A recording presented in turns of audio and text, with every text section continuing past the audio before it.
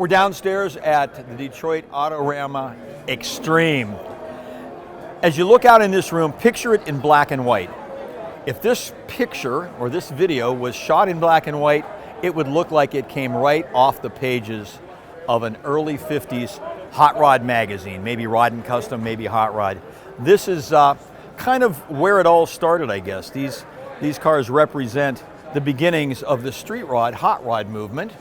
Quite an array of creativity down here in the basement, from gassers like this 57 Chevy, the old gasser style, high up in the front. Pretty wild creations that are an amalgamation of a lot of different parts here.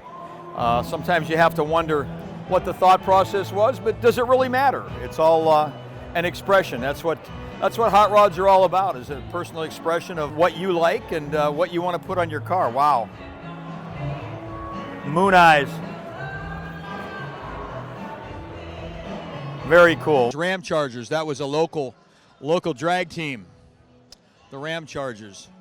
These are two art students that came up with a concept for their thesis at college, and that was that they were going to design and build a car that would have competed with the German race cars of the 30s.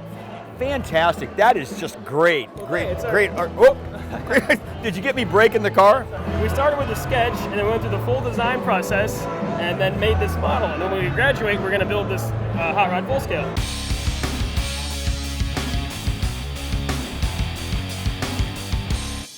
Tell us about what you're doing. You're taking old vintage race cars and restoring them and building some new parts for them? Yeah, we go all the way back into the 1920s. That's when Harry Miller, who is just a legendary American race car designer from Los Angeles, he kind of started it all and set the mold. And most people know about Harry Miller, they just don't realize it because when he went out of business, his head shop foreman bought everything and took it over, and that was Fred Offenhauser. Oh. And what we have in Cincinnati is we have all of Harry Miller's original wooden patterns. This is the 1923 V16 engine case pattern. We have all of Harry Miller's original drawings, all the blueprints. There's not a lot of customers out there, but there's even fewer guys doing it.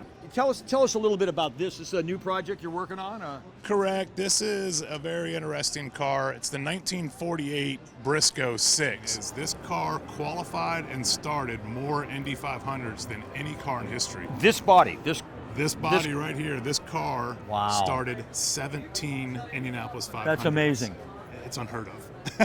The entire car is all original, untouched. My job is to go completely through the car, make it turnkey, race ready, but not restore anything. Joshua Shaw, the Harry Miller of the new millennium. Good for you, my brother. Those are big shoes. Proud of you. I'm proud of you.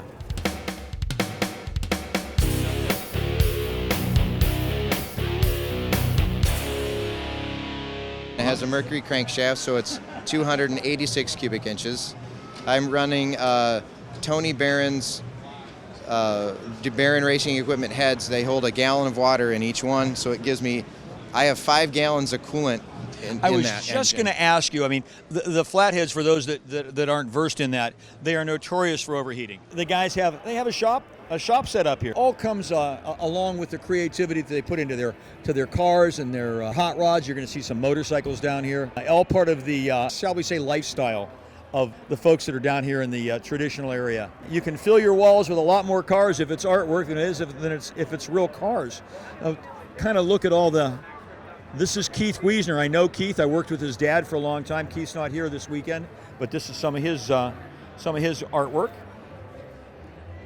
That is Shrek the Ogre car. And again, it's an example of what building hot rods is all about. It's all an expression of what you like. There are no rules when it comes to building hot rods, and hey, build what trips your trigger. This is an example of self-expression. We've got a 3-wheeler with a flathead V8, big girder front end, comfy seat. Hey, take it down the road. And of course, you got to have the high-performance garden tractor. I think You could get the lawn mowed pretty darn quick with that bad boy.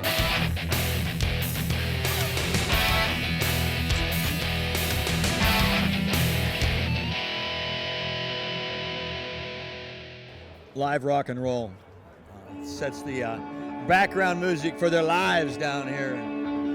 Well, they went out on Saturday night. Jewelry, yeah, it's all part of the lifestyle.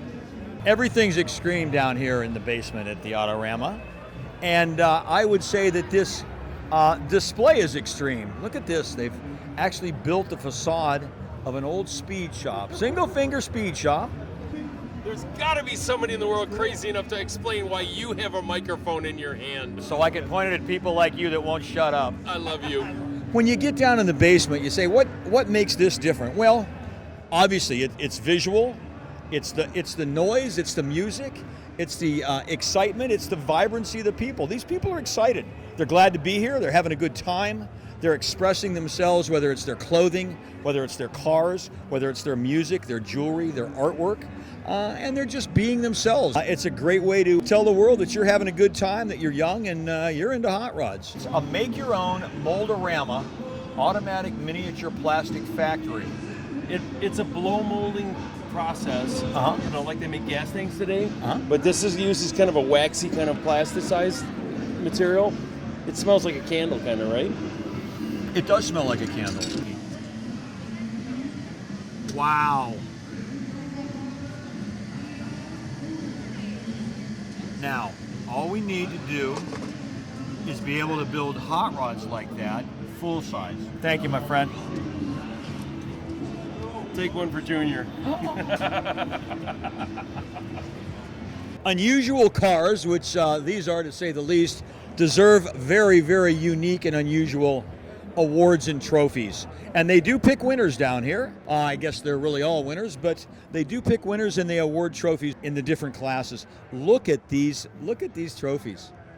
This is something that if you win one of these, it sits in your man cave or on your shelf with pride for sure.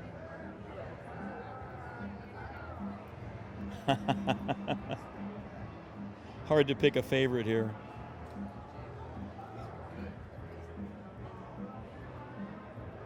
Gotta love the Autorama Extreme Best Custom. It's like the lady rodder.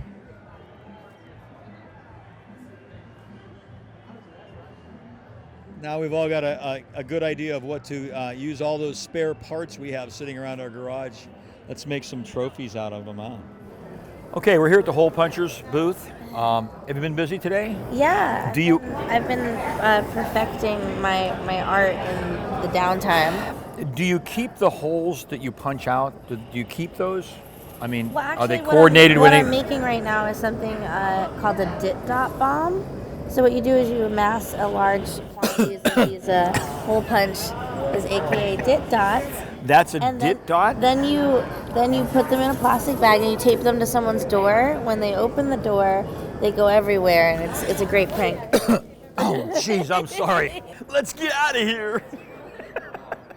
Sorry, honey.